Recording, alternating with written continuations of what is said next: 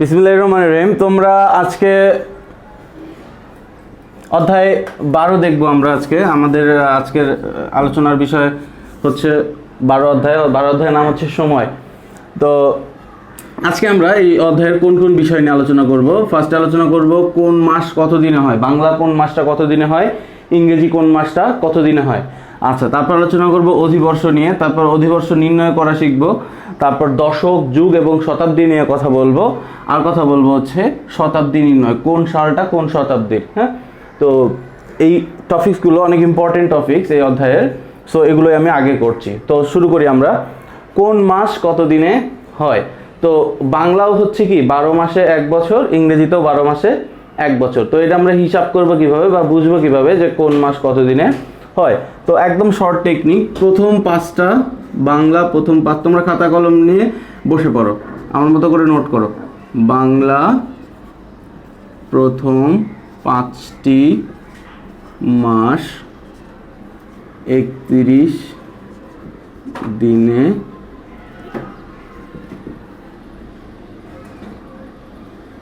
এবং বাকি সব 30 দিনে হয়। তো নর্মালি জাস্ট এই কথাটা আমাদের মনে রাখতে হবে যে প্রথম 5টা মাস হচ্ছে 31 দিনে হয়, বাকি সব কি বলো 30 দিনে হয়। তো এখান থেকে প্রশ্ন হবে কীরকম করে। হ্যাঁ, তো বলবে যে ভাদ্র মাস কত দিনে, তোমাকে হিসাব করতে হবে এভাবে যে ভাদ্র মাসটা কত দিনে হয়। তো ভাদ্র মাস কি প্রথম 5টা মাসের ভিতর পড়ে? দেখি আমরা, বৈশাখ, জ্যৈষ্ঠ, আষাঢ়, শ্রাবণ, ভাদ্র। হ্যাঁ, ভাদ্র মাস প্রথম 5টা মাসের ভিতর পড়ে, তাহলে ভাদ্র মাসটা হচ্ছে কি বলো 31 দিনে। আচ্ছা, যদি বলে বৈশাখ মাস কত দিনে, বৈশাখ মাস কি প্রথম 5টার ভিতর পড়ে? বৈশাখ, হ্যাঁ পড়ে, তাহলে 31 দিনে। ঠিক আছে। যদি বলে অগ্রহায়ণ মাস কত দিনে, অগ্রহায়ণ মাস কি প্রথম 5টার ভিতর পড়ে? বৈশাখ, জ্যৈষ্ঠ, আষাঢ়, শ্রাবণ, ভাদ্র। তারপরে পরেরগুলোতে পড়তেছে, তো পরেরগুলোতে পড়লে 30 দিনে, আর প্রথম 5টার ভিতর যদি পড়ে তাহলে কত দিনে বলো 31 দিনে। তো এখান থেকে আরও এরকম টাইপের প্রশ্ন হতে পারে যে বলবে বৈশাখ ও জ্যৈষ্ঠ মাসের সমষ্টি কত, বৈশাখ ও জ্যৈষ্ঠ মাসের মোট কত দিন। তখন বৈশাখ মাস হচ্ছে 31 দিনে, জ্যৈষ্ঠ মাসও কি 31 দিনে, তখন এই দুইটা মাসের যোগফল যাবে। ঠিক আছে। আবার বলবে যে ভাদ্র ও আশ্বিন মাসের দিন সংখ্যার সমষ্টি কত। ভাদ্র মাস কত দিনে? ভাদ্র মাস প্রথম 5টার ভিতর পড়ে, এই জন্য 31 দিনে, আর আশ্বিন মাস পড়ে না, তাই 30 দিনে। তখন এই দুটোর সমষ্টি আবার কত হবে? 61। বুঝতে পেরেছো? তো এখান থেকে এই টাইপের প্রশ্ন হবে। আচ্ছা, এবার আমরা চলে যাই ইংরেজি বছরের ক্ষেত্রে বা ইংরেজি মাসগুলোর ক্ষেত্রে। তো ইংরেজি মাসগুলো হাতের উপর হিসাব করতে হবে। এটা লিখে রাখো, জাস্ট আমি দেখা দিচ্ছি কিভাবে হিসাব করবে। ইংরেজি মাসগুলোর দিন সংখ্যা হাতে হিসাব করব। আচ্ছা, এখন হাতে কিভাবে করব, তাই না? হাতে এই হিসাবটা কিভাবে করব? তোমরা অনেকেই জানো যে হাতের এই হিসাবটা কিভাবে করতে হয়। দেখো আমার এই যে আমি যে হাতে মুষ্টি করেছি, দেখতে পাচ্ছ তোমরা হয়তো, এই মুষ্টির উপরে এই যে হাড়ের উপরে যে ইগুলো পড়বে সেগুলো হচ্ছে 31 দিনে, আর হাড়ের নিচে যেগুলো আছে সেগুলো হচ্ছে 30 দিনে, মনে রাখবা। তাহলে দেখো আমি প্রথম থেকে হিসাব করে আসতেছি। এই যে হাড়ের উপরে পড়তেছে জানুয়ারি মাস, তার মানে 31 দিনে। তারপর হাড়ের নিচে পড়তেছে ফেব্রুয়ারি, এক্সেপ্ট ফেব্রুয়ারি বাদে নিচে যেগুলো পড়বে সবগুলো হচ্ছে 30 দিনে। তো ফেব্রুয়ারি হচ্ছে 28 দিনে। তারপরে কি ফেব্রুয়ারি পরে জানুয়ারি, ফেব্রুয়ারি, মার্চ কি উপরে পড়তেছে না, হাড্ডির উপরে পড়তেছে, তাহলে হাড্ডির উপরে পড়লে 31 দিনে। তারপরে এপ্রিল হাড্ডির নিচে পড়তেছে, তো নিচে পড়লে কত দিনে? 30 দিনে। তারপরে মে মাস 31 দিনে। ঠিক আছে। তারপরে জুন মাস কি হাড্ডির নিচে পড়তেছে, হাড্ডির উপরে যেটা পড়বে সেটা 31, বা হাড়ের উপরে যেটা পড়তেছে সেটা 31, আর নিচে যেটা পড়তেছে সেটা 30। আচ্ছা, এইভাবে জুনের পরে কি জুলাই পড়তেছে 31। তারপর আগস্টও দেখো হাড়ের উপরে পড়তেছে, তাহলে 31। ঠিক আছে। তারপর এইভাবে আগস্ট, সেপ্টেম্বর পড়তেছে 30। হ্যাঁ, অক্টোবর কত তোমার 31। তারপর নভেম্বর কত 30, আর ডিসেম্বরও কি 31। তো এইভাবে আমরা হিসাবটা করব। এখন তোমাকে এখান থেকে প্রশ্ন কীরকম হবে স্যার? বলবে যে ফেব্রুয়ারি মাস কত দিনে, নর্মালি কত দিনে হয়। তারপর বলবে মার্চ মাস কত দিনে হয়, তারপর এপ্রিল মাস কত দিনে হয়, এরকম টাইপের প্রশ্ন এখান থেকে আসবে। আবার বললে এপ্রিল ও মার্চ মাসের সমষ্টি কত, হ্যাঁ, দিন সংখ্যার সমষ্টি কত, জুলাই আগস্ট মাসের দিন সংখ্যার সমষ্টি কত, তাহলে আগে নির্ণয় করে নিতে হবে কোন মাস কত দিনে, তারপরে এই দুটা মাসের দিনের সংখ্যাকে আমাদের যোগ করে দিতে হবে। এভাবে আমরা হচ্ছে বাংলা মাস কোন মাস কত দিনে এবং ইংরেজি কোন মাস কত দিনে এটা জানতে পারবো। ওকে, তাহলে এবার আমাদের প্রথম আলোচনার যে বিষয়টা ছিল সেটা কমপ্লিট হয়ে গেল। আচ্ছা, এরপরে আমরা আলোচনা করব অধিবর্ষ নিয়ে। তো অধিবর্ষ সম্পর্কে তোমরা এর আগে অনেক ক্লাস 4-এ জেনেছো, আবার নর্মালি তোমাদের একটা কমন সেন্স আছে অধিবর্ষ সম্পর্কে। তো এটা আরেকটু আমরা রিভিশন করে নিই। অধিবর্ষ কি?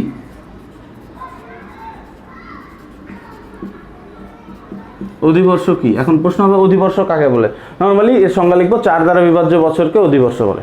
ঠিক আছে, এটা তোমাদের বইয়ে আছে, তোমরা জাস্ট এই বই অনুযায়ী লিখবা যে 4 দ্বারা বিভাজ্য বছরকে অধিবর্ষ বলে। তাহলে আমি লিখে নিচ্ছি 4 দ্বারা বিভাজ্য বছরকে অধিবর্ষ বলে। তাহলে অধিবর্ষ সম্পর্কে আরও কিছু গুরুত্বপূর্ণ তথ্য আমি দিয়ে রাখছি, যে অধিবর্ষে ফেব্রুয়ারি মাসটা আসলে কত দিনে হয়। অধিবর্ষে ফেব্রুয়ারি মাস 29 দিনে হয়। তাহলে লিখে নিই যে অধিবর্ষে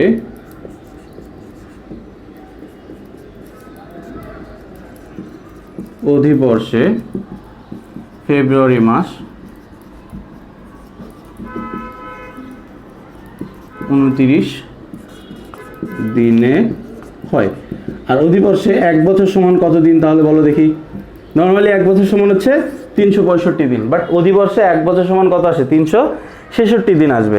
কারণ হচ্ছে এখানে এই নর্মালি আমরা ফেব্রুয়ারি মাস জানি 28 দিনে, এখানে অধিবর্ষে 1 দিন বেড়ে যায়, তাহলে এই মাসে যদি 1 দিন বেড়ে যায় তাহলে পুরো বছরে 1 দিন বেড়ে যাবে। তো নর্মালি 1 বছর সমান কত দিন? তাহলে অধিবর্ষ সমান 366 দিন। যে বছরটা এরকম অধিবর্ষ হবে সে বছরে 1 দিন এক্সট্রা থাকে। সেই 1 দিন কোথায় এক্সট্রা থাকে? ফেব্রুয়ারি মাসে এক্সট্রা থাকে। তো এই জন্য এখানে নর্মালি 1 বছর সমান 365 দিন, আর এই জন্য অধিবর্ষে 1 বছর সমান কত আসবে? 366 দিন। এই ইনফরমেশনগুলো অবশ্যই তোমাকে মনে রাখতে হবে, আর এগুলো তোমরা জানো সবাই।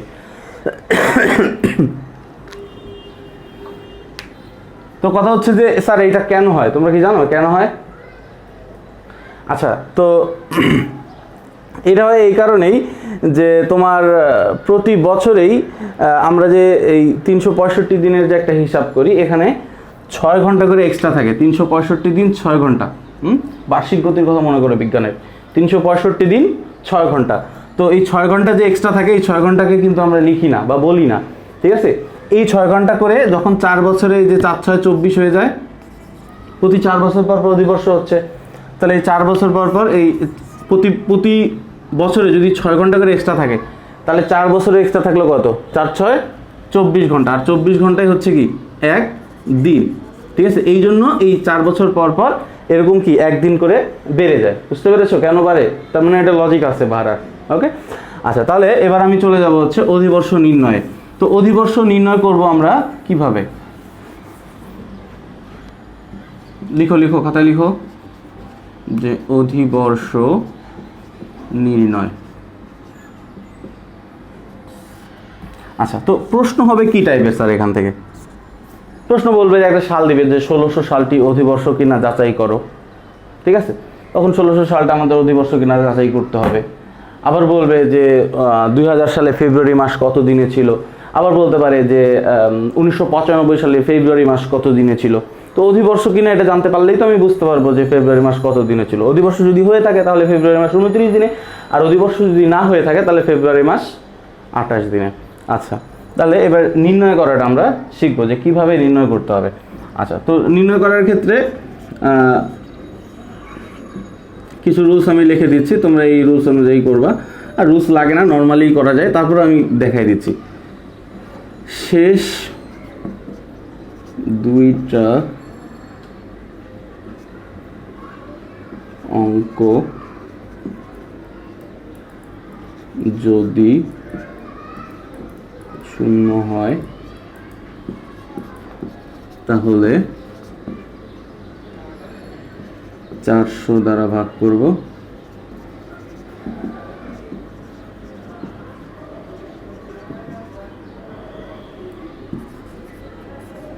না হলে 4 দ্বারা ভাগ করব।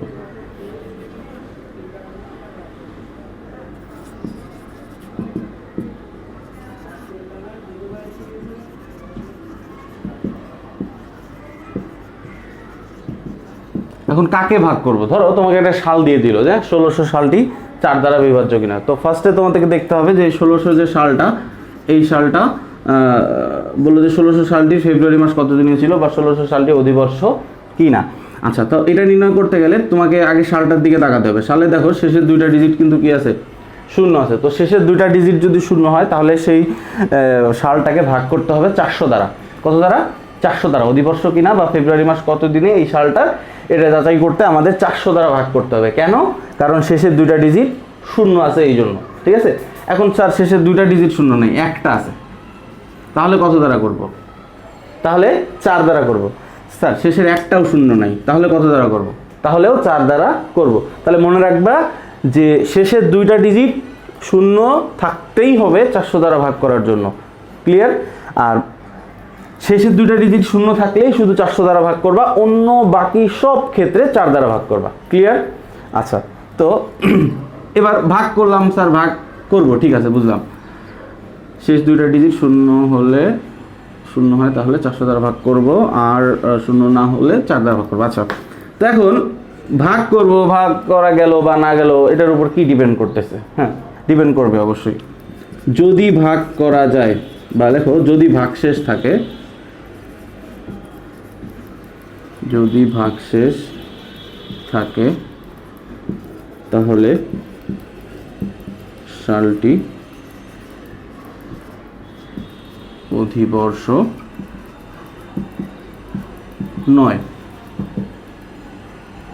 যদি ভাগশেষ থাকে, নর্মালি যে ভাগটা করব আমরা এই যে সালটাকে, যদি ভাগশেষ থাকে তাহলে কি সালটি অধিবর্ষ নয়। আর যদি ভাগশেষ না থাকে,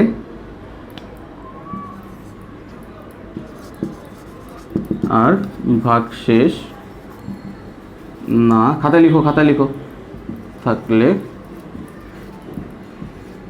অধিবর্ষ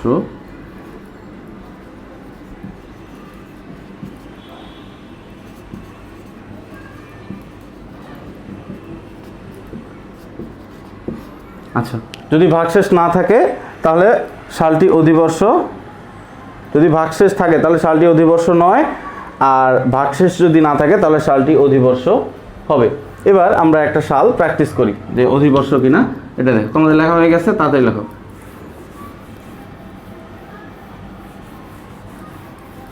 ধরো আমি এরকম একটা সাল লিখলাম, প্রশ্ন এরকম হইল যে 2015 সালের ফেব্রুয়ারি মাস কত দিনে ছিল?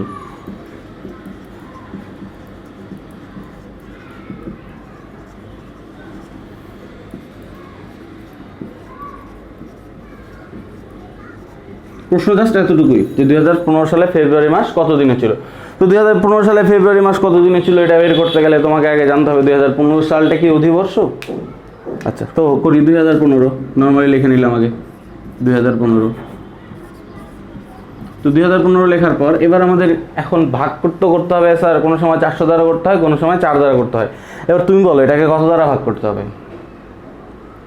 4 দ্বারা, কারণ শেষের 2টা ডিজিট শূন্য নয়।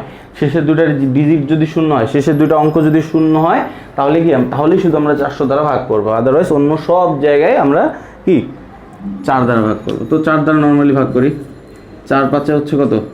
20। তাহলে এই যে 1 ঘর নামাইছে, 1 ঘর নামানোর পর কি ভাগ করা যায়? যায় না। ভাগ করা না গেলে কি করতে হয়? একটা শূন্য দিতে হয়, শূন্য দিয়ে পরের সংখ্যা নামাইতে হয়। তাহলে কত? 3 4 12। তাহলে ভাগশেষ থাকতেছে 3। এবার কিন্তু ভাগশেষ আছে 3। তো ভাগশেষ যদি থাকে তাহলে কি অধিবর্ষ না অধিবর্ষ নয় বলো তো?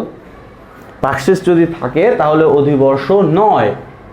আচ্ছা, তো ভাগশেষ যেহেতু আছে তাহলে অধিবর্ষ নয়। তাহলে আমরা নিচে একটা লাইন লিখব যে 2015 সালটি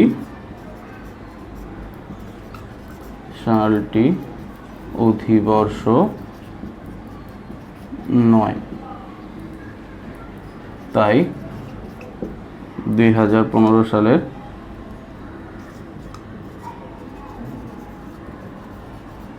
ফেব্রুয়ারি মাস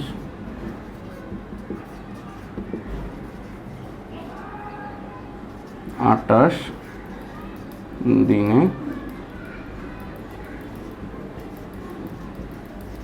তাহলে 2015 সালে ফেব্রুয়ারি মাস কত দিনের ছিল? 28 দিনের ছিল বা 28 দিনই ছিল, এরকম দিয়ে দিল।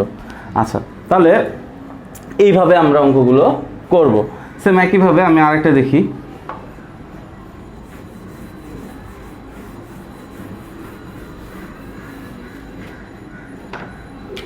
ধরো দিলাম হচ্ছে 1600, ঠিক আছে? এই 1600 সালটা অধিবর্ষ কিনা যাচাই করতে বলবো। তখন এই বা 1600 সালে ফেব্রুয়ারি মাস কত দিনে এটা যাচাই করতে বলবো। তখন আমরা কিভাবে করব?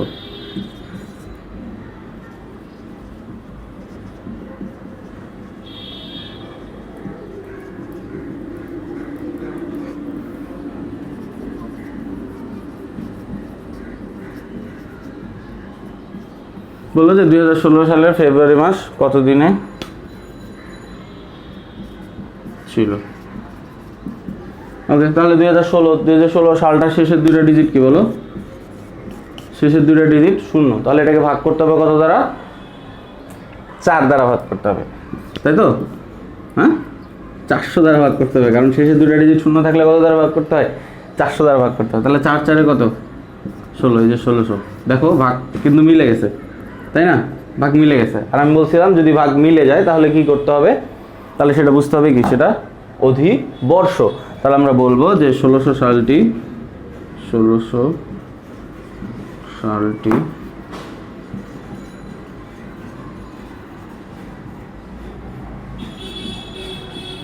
অধিবর্ষ, তাই 1600 সালের ফেব্রুয়ারি মাস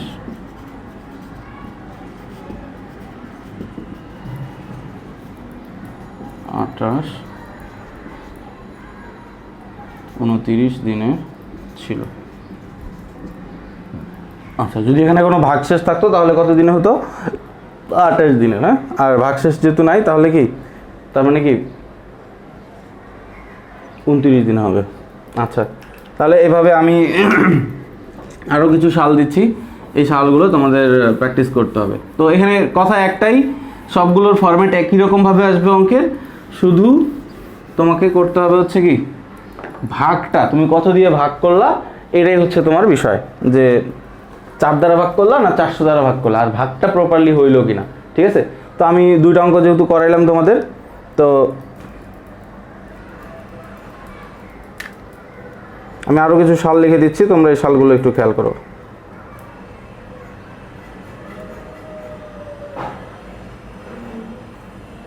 আচ্ছা, তো 3 নম্বরে ধরো আমি এরকম একটা সাল দিলাম 2016 সালটি অধিবর্ষ কিনা যাচাই করো, অথবা 2016 সালের ফেব্রুয়ারি মাস কত দিনে ছিল এটা বের করবা, তোমরা নিজেরা বের করবা। তাহলে 2016 সাল, এটার শেষের দুইটা ডিজিট কি? 09। 0 না হইলে কি করতে হবে?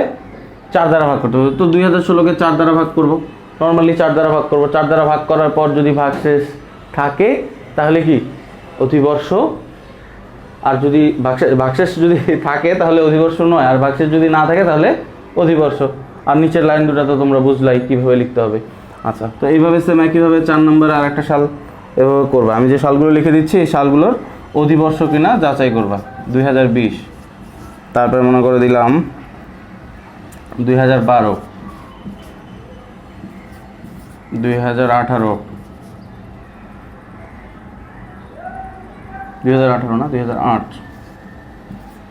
7 নম্বরে ধরো যে খাতায় লিখে নাও, এগুলো তোমাদের এইচপি থাকবে।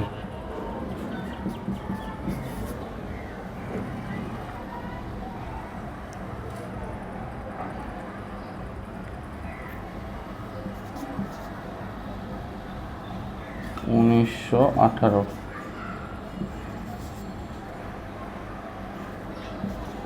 1984, 1820। তারপর মনে করে 10 নম্বরে দিয়ে দিলাম 1945, 11, 1300। এই সালটা অধিবর্ষ কিনা যাচাই করতে হবে। 12 নম্বর হচ্ছে 1899। এছাড়াও অন্য যে কোনো সাল আসতে পারে, তবে আমার বিশ্বাস যে এই কয়েকটা সাল যদি তুমি প্র্যাকটিস করো তাহলে তুমি আর এইটাতে অধিবর্ষ কিনা যাচাই করো, বা কোন সালের কোন সালের ফেব্রুয়ারি মাস 28 দিনে হয় বা 29 দিনে হয়, এটা নিয়ে আর তোমার কোনো ঝামেলা হবে না। এই সালগুলো তুমি নিজে নিজে প্র্যাকটিস করো, এগুলোই তোমাদের এইচপি থাকবে। আর এখানে মনে রাখবো অবশ্যই যে ভাগ করার সময় যদি এক ঘর নামাও, তাহলে কি এক ঘর নামানোর পর যদি ভাগ করা না যায়, ধরো এই যে এই সংখ্যাটার এই 3 নম্বর ভাগটার কথাই চিন্তা করি, 3 নম্বর ভাগটা আমি করে দিলাম, তো 3 নম্বরের শেষের দুটো ডিজিট 0 নয়, তাহলে কি করতে হবে? 4 দ্বারা ভাগ করতে হবে। 4 দ্বারা নর্মালি এটাকে ভাগ করলাম, ভাগ করার পর কি 4 5 20। এখন এই যে এক ঘর যে নামলো, নামার পর অনেকে কি করে ডাইরেক্ট এটা নামায় দেয়, এখানে আর শূন্য দেয় না। যারা এখানে শূন্য না দিয়ে ডাইরেক্ট করবে তাদেরটা কিন্তু ভুল হবে। ক্লিয়ার? আচ্ছা, তাহলে এখানে শূন্য দিয়ে তারপরে উপরের ঘর নামাইতে হবে। তারপরে কি 4 5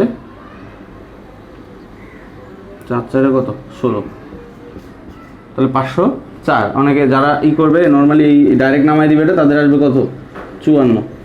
ঠিক আছে, লাস্টের নিচে মিলবে কিন্তু এখানে ভুল হবে, ওটার ভুলের কারণে পুরো অঙ্কটা কেটে দেবে। ক্লিয়ার? এই ভাগটা একটু মনোযোগ দিয়ে করতে হবে। তাহলে এটা কত দ্বারা ভাগ করতে হবে? 4 দ্বারা। এটাও 4 দ্বারা ভাগ করতে হবে, এটাও 4 দ্বারা, এটাও 4 দ্বারা, এটাও 4 দ্বারা, এটাও 4 দ্বারা, এটাও 4 দ্বারা, এটা 400 দ্বারা, এটাও 4 দ্বারা ভাগ করতে হবে। ঠিক আছে, ভাগ করে নিচের লাইনটা তো তোমরা পারবা লিখতে। ঠিক আছে, আচ্ছা, তাহলে এটা যেহেতু ভাগ করা গেল, তাহলে এর নিচের লাইনটা কী হবে? আরেকবার শুনে নাও নিচের লাইনটা কী হবে। নিচের লাইনটা হবে এরকম যে 2016 সালটি অধিবর্ষ, তাই 2016 সালের ফেব্রুয়ারি মাস কত দিনে হয়? 29 দিন। ঠিক আছে, বা 29 দিনে ছিল। প্রশ্নে যেভাবে লেখা থাকবে তুমি এভাবে উত্তর দিলা। ঠিক আছে, ওকে, তাহলে আমি এটা মিশিয়ে দিলাম। এবারে নেক্সট টপিক হচ্ছে দশক, যুগ, শতাব্দী। তাহলে এটা তোমরা এইচপিটা স্ক্রিনশট দিয়ে নাও, অথবা তুলে যারা নিয়েছো তারা তো আলহামদুলিল্লাহ ভালো। তাহলে আমি মিশিয়ে দিলাম।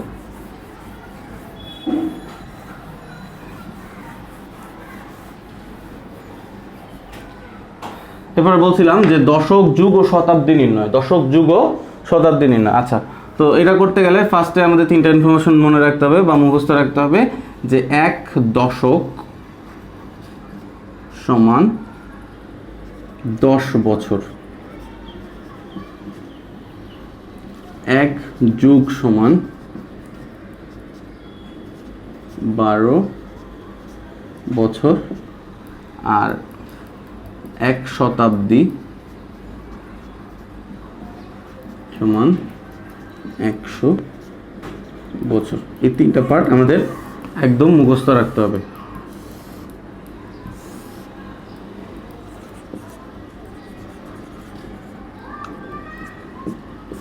এটা আমাদের মুখস্থ করতে হবে। 1 দশক সমান হচ্ছে 10 বছর, 1 যুগ সমান 12 বছর, আর 1 শতাব্দী সমান 100 বছর। তো এরকম বলবে যে শতাব্দী কাকে বলে, যুগ কাকে বলে, দশক কাকে বলে, তখন আমাদের এভাবে লিখতে হবে।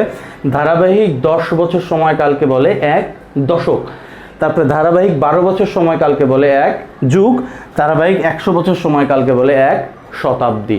ঠিক আছে, আচ্ছা, তো এখান থেকে আমাদের কিছু প্রশ্ন হবে যে 10 যুগে কত বছর, 10 যুগে কত বছর, এরকম বললো যে 10 যুগে কত বছর।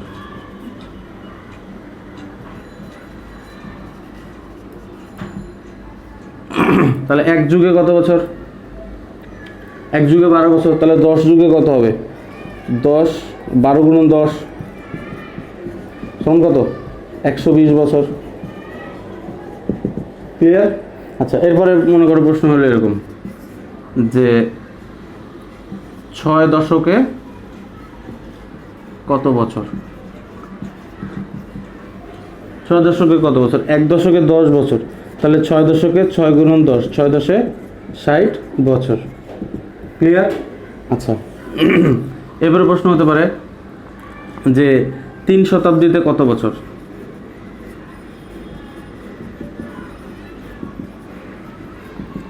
তো 3 শতাব্দীর 1 শতাব্দীতে হচ্ছে 100 বছর, তাহলে 3 শতাব্দীতে কত? 300 বছর। পারবো না আমরা করতে এটা এইভাবে? আচ্ছা, এরপরে মনে করে বললো যে 5 যুগ সমান কত দশক। স্যার, যুগ থেকে দশকে কিভাবে যাব, তাই না? আচ্ছা, তো আগে এটা দেখো কত বছর আসে। তো 5 যুগ, 1 যুগে কয় বছর বলো? এক যুগে 12 বছর, তাহলে 5 যুগে কত বছর হবে? 5 12 60 বছর। আর প্রতি 10 বছরে হচ্ছে এক, কি বলো, প্রতি 10 বছরে হচ্ছে এক দশক। তাহলে 60 বছরে কয় দশক? 6 দশক। 60 ভাগ 10, তাহলে কত দশক আসতেছে? 6 দশক। ক্লিয়ার? আচ্ছা, আমি আবার বলতেছি, 5 যুগে কত দশক? তাহলে এক যুগে হচ্ছে 12 বছর, 5 যুগে 5 12 60 বছর। তাহলে প্রতি 10 বছরে হচ্ছে আবার এক দশক। তাহলে 10 বছরে যদি এক দশক হয়, তাহলে 60 বছরে 6 দশক। আচ্ছা, এরপরে মনে করো যে এরকম থাকলো, 5 নম্বরে বললো যে 36 বছরে কত যুগ?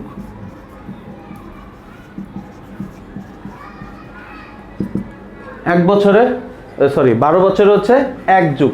তাহলে 36 দিয়ে আমরা যদি 12কে ভাগ করি, 36 ভাগ 12, তাহলে 3 আসে। 3 যুগ, 3 12 36, তাহলে 3 যুগ। আচ্ছা, এরকম বললো 6 নম্বরে। মনে করে বললো যে 48 বছরে কত যুগ? 48 বছরে কত যুগ? 4 12 48, 3 12 36, 4 12 48। তাহলে এক বছরে, সরি 12 বছরে যেহেতু এক যুগ, তাহলে 48কে আমরা যদি 12 দ্বারা ভাগ করি তাহলে কত পাই? 4 পাই। তাহলে 4 যুগ। ক্লিয়ার? আচ্ছা, এরপরে দেখো বলতে পারে যে 2 শতাব্দী সমান কত দশক? আগে জানতে হবে 2 শতাব্দীতে কত বছর। 1 শতাব্দীতে 100 বছর, তাহলে 2 শতাব্দীতে কত? 200 বছর, তাই কিনা? আচ্ছা, তো 200 বছর। এখন বছরের সাথে, বছরের থেকে দশকের, বছরের সাথে দশকের সম্পর্ক হচ্ছে 10। তাহলে এটাকে আমরা 10 দ্বারা ভাগ করবো। 200 ভাগ 10 দশক। তো 200কে 10 দ্বারা ভাগ করলে কত? 20 দশক।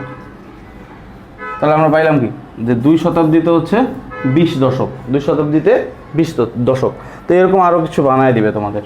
আচ্ছা, আমি এখান থেকেও আরও 3টা অঙ্ক বা 4টা অঙ্ক তোমাদের আমি বানিয়ে দিতেছি, তোমরা এগুলো আবার এই এইচপির সাথে, আগের এইচপির সাথে করবে। কত পর্যন্ত করলাম? 7।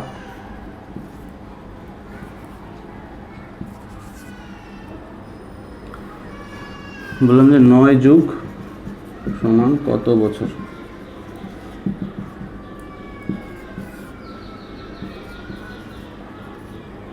বছরে কত শতাব্দী?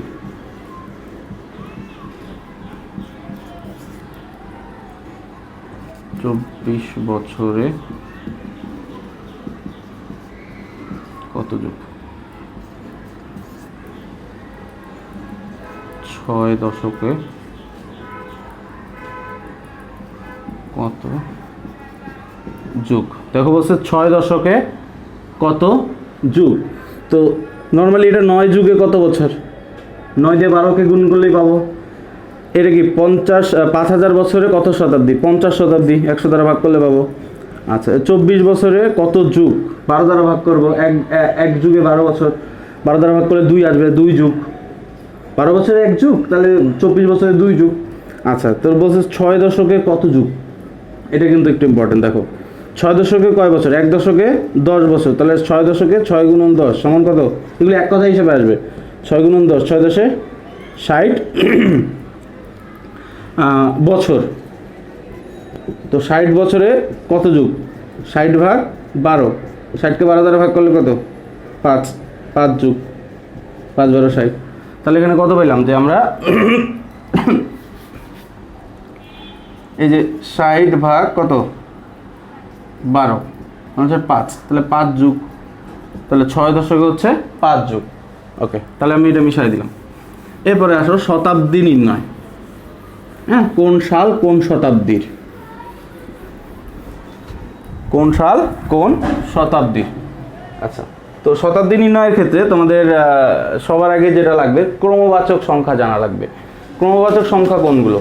প্রথম, 1কে আমরা কে লিখি? 1কে লিখি কি? প্রথম। 2কে লিখি কি? দ্বিতীয়। 3কে লিখি তৃতীয়। 4কে লিখি চতুর্থ। পঞ্চম, ষষ্ঠ, সপ্তম, অষ্টম, নবম, দশম। তারপর হচ্ছে একাদশ, তারপর দ্বাদশ, ত্রয়োদশ, চতুর্দশ, পঞ্চদশ, ষোড়শ, ঠিক আছে, সপ্তদশ, অষ্টাদশ, ঊনবিংশ, বিংশ, তারপর হচ্ছে একবিংশ, দ্বাবিংশ, ঠিক আছে, দ্বাবিংশ পর্যন্ত তোমাদের অন্তত এই এতটুকু পর্যন্ত তোমাদের জানা লাগবে এবং এটা মুখস্থ থাকতে হবে। ওকে, তাহলে এবার আসো শতাব্দী নির্ণয়, কোন সালটা কোন শতাব্দী, এটা আমরা কিভাবে ডিসাইড করব। ধরো আমি একটা সাল লিখলাম, একদমই সহজ, যে 1575, আর একটা সাল লিখলাম মনে করো যে 800, আর একটা সাল লিখলাম মনে করো যে 1600। তো এখানেও সেম ওই ডিজিটের একটা ব্যাপার কাজ করবে, তুমি যদি এটা মনে রাখতে পারো তাহলে তুমি দেখেই বলতে পারবা যে এই সালটা কোন শতাব্দী। আচ্ছা, তো শেষের দুইটা ডিজিট যদি তুমি এরকম দেখো শূন্য আছে, শেষের দুইটা ডিজিট কি এরকম যদি শূন্য থাকে, দেন হচ্ছে যে এই সামনে দুইটা ডিজিট থাক আর একটা ডিজিট থাক, এটাই সমান শতাব্দী। আমি আবার ক্লিয়ার করতেছি, শেষের দুইটা ডিজিট যদি শূন্য থাকে, আর একটা সাল লিখি, ধরো মনে করো যে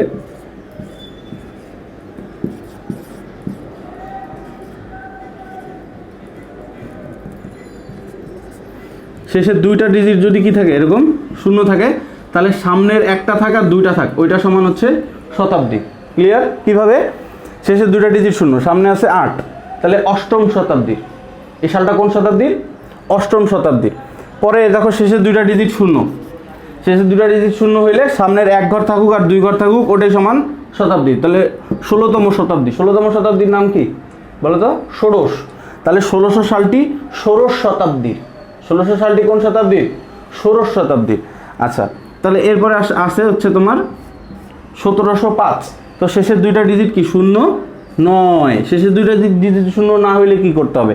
সামনে দুইটা ডিজিট থাক আর একটা ডিজিট থাক, এর সাথে 1 যোগ করতে হবে। তাহলে 17 সাথে 1 যোগ করলে কত? 18। তো 18 হইলে 18 সমান শতাব্দী। তুমি যদি হিসাব করো তাহলে অষ্টাদশ শতাব্দী আসে। তাহলে 1705 সালটি হচ্ছে অষ্টাদশ শতাব্দীর সাল। এরপরে দেখো এই যে শেষের দুইটা ডিজিট কিন্তু শূন্য নাই। আচ্ছা, তাহলে সামনে যে একটা থাক আর দুইটা থাক, এর সাথে কি যোগ করতে হবে? 1 যোগ করতে হবে। তাহলে 19-এর সাথে 1 যোগ করলে কত? 20।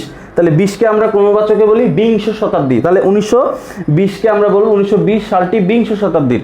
তাহলে এবার আমরা উপরেরটাতে চলে যাই, 1 নম্বরে। এখানে আছে কত? শেষের দুইটা ডিজিট শূন্য না, শূন্য না। তাহলে এখানে কি সামনে যে দুইটা ডিজিট আছে এটা সমান শতাব্দী। তাহলে এটার সাথে 1 যোগ করতে হবে। 15-এর সাথে 1 যোগ করলে কত? 16। তো 1575 সালটি ষোড়শ শতাব্দী। ক্লিয়ার? আচ্ছা, এরপরে দেখি আমরা, ধরো আরও কিছু সাল দিল এরকম। 6 নম্বরে মনে করো এরকম দিল যে 2000 সালটি কোন শতাব্দীর? 2000 সালের শেষের দুইটা ডিজিট কি বলো? শূন্য। তাহলে এই সালটা হচ্ছে কি? বিংশ শতাব্দীর। এই যে এইটার সমান শতাব্দী, বিংশ শতাব্দী। তাহলে মনে করো আরেকটা সাল বলবো এরকম যে 1957 শেষের দুইটা ডিজিট কি? শূন্য নয়। তাহলে 19-এর সাথে কি যোগ করতে হবে? 1 যোগ করতে হবে। 19-এর সাথে 1 যোগ করলে কত আসবে? 20। তো 20কে ক্রমবাচকে বলা হয় বিংশ শতাব্দী। আচ্ছা, 8 নম্বরে মনে করো যে বললাম যে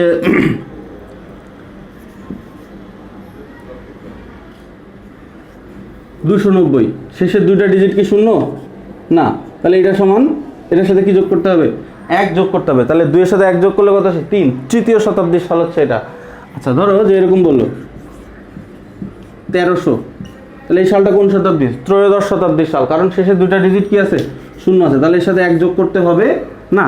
তাহলে ধরো যে এরকম আরেকটা দিলাম যে 895 শেষের দুইটা ডিজিট কি শূন্য আছে? নাই। তাহলে আমরা এটার সাথে কি যোগ করব? 1 যোগ করব। তাহলে 8-এর সাথে 1 যোগ করলে কত? 9। নবম শতাব্দী। ক্লিয়ার? শতাব্দী।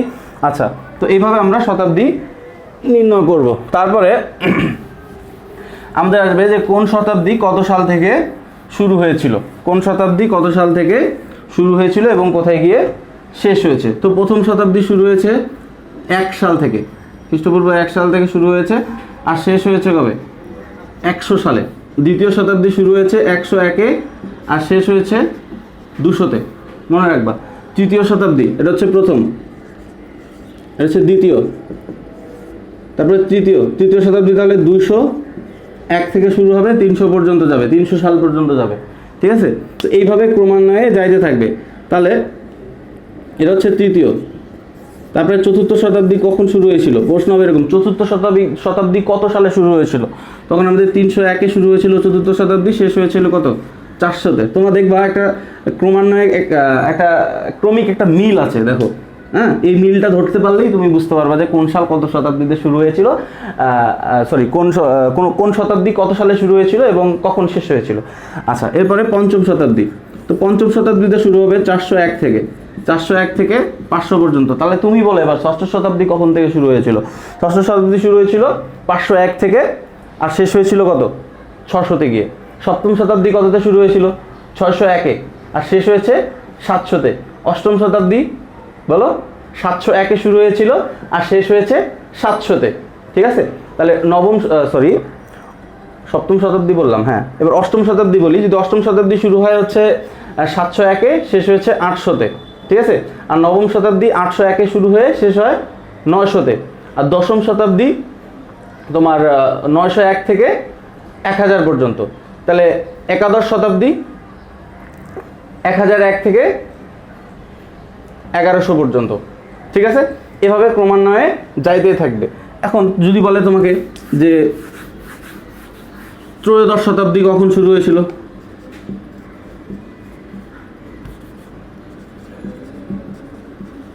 ত্রয়োদশ শতাব্দী কখন শুরু হয়েছিল? তাহলে আমরা বলবো যে 1201 সালে ত্রয়োদশ শতাব্দী শুরু হয়েছিল। শেষ হয়েছিল কখন? 1300 সালে। যদি বলে চতুর্দশ শতাব্দী কখন শুরু হয়েছিল, মানে 14 যেটা ক্রমিকে, তাহলে 1301-এ শুরু হয়েছিল আর শেষ হয়েছিল 1400-তে। যদি বলে পঞ্চদশ শতাব্দী কখন শুরু হয়েছিল? 1401-এ শুরু হয়েছিল আর শেষ হয়েছিল 1500 সালে। আবার ষোড়শ শতাব্দী কখন শুরু হয়েছিল এরকম যদি বলে, তাহলে 1501-এ শুরু হয়েছিল আর শেষ হয়েছিল 1600 সালে। সেম একইভাবে যদি বলে সপ্তদশ শতাব্দী কখন শুরু হয়েছিল? 1601-এ শুরু হয়েছিল আর শেষ হয়েছিল কত? 1700-তে। সেম একইভাবে করে যাব আমরা। তাহলে অষ্টাদশ শতাব্দী 1701-এ শুরু হয়েছে আর শেষ হয়েছে 1800-তে। ঠিক আছে, তাহলে ঊনবিংশ 1801-এ শুরু হয়েছে,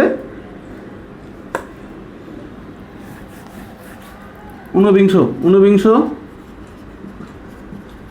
1819 শতাব্দী শুরু হয়েছে 1801-এ আর শেষ হয়েছে কত? 1900-তে। তাহলে বিংশ শতাব্দী শুরু হয়েছিল 1901-এ আর শেষ হয়েছে কত? 2000-এ গিয়ে। তাহলে একবিংশ শতাব্দী শুরু হয়েছিল কখন? 2001-এ আর শেষ হবে কখন? 2100-তে। এখন একবিংশ শতাব্দী শেষ হয়নি। ক্লিয়ার? আচ্ছা, ওকে, আমাদের আজকের ক্লাস এই পর্যন্তই। এই চ্যাপ্টারের আরও কিছু ইম্পর্টেন্ট পার্ট বাকি আছে। টাইম কনভার্ট করা, হ্যাঁ, মিনিটে দেওয়া আছে এটাকে সেকেন্ডে নিয়ে যাওয়া, আর দিনে দেওয়া আছে বা বছরে দেওয়া আছে এটাকে সেকেন্ডে নিয়ে যাওয়া, মিনিটে নিয়ে যাওয়া, এই কনভার্সেশন মানে এই তোমার ধরো যে ট্রান্সফরমেশনটা আছে। আরেকটা পার্ট আছে, সেটা হচ্ছে যে AM PM নির্ণয়। হ্যাঁ, তোমাদের দেশীয় রীতিতে একটা টাইম দেওয়া থাকবে, সেটাকে বলবে যে আন্তর্জাতিক রীতিতে প্রকাশ করতে। আবার আন্তর্জাতিক রীতিতে একটা সময় দেওয়া থাকবে, সেটাকে বলবে দেশীয় রীতিতে প্রকাশ করতে। তো এই দুইটা পার্ট এই অধ্যায়ের আমাদের বাকি থাকলো। এই দুইটা পার্ট আমরা নেক্সট একটা ক্লাসে করব। ওকে, থ্যাংক ইউ এভরিওয়ান।